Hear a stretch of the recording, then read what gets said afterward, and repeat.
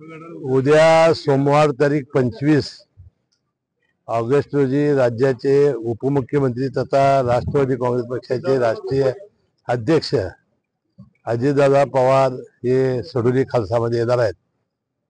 गेल्या वर्षी पेन पाटील साहेबांचा या तालुक्यातली सगळी शक्ती विशेषतः राहुल पाटील राजेश पाटील यांच्या नेतृत्वाखालील त्यांच्या सर्व सहकारी हे राष्ट्रवादी काँग्रेसमध्ये प्रवेश करणार आहेत।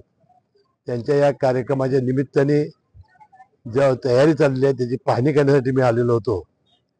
मी आवाहन करेन की ह्या दोघाही मुलांना पेन पाटील साहेबांच्या पश्चात आपण सर्वांनी आशीर्वाद देऊया आणि उद्याचा कार्यक्रम फार मोठ्या प्रमाणात यशस्वी करूया एवढी विनंती मी करतो।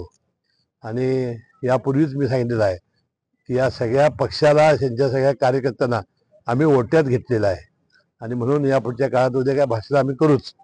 पुन्हा सगळ्यांना उद्या वेळेवर उपस्थित राहावं अशी विनंती करतो।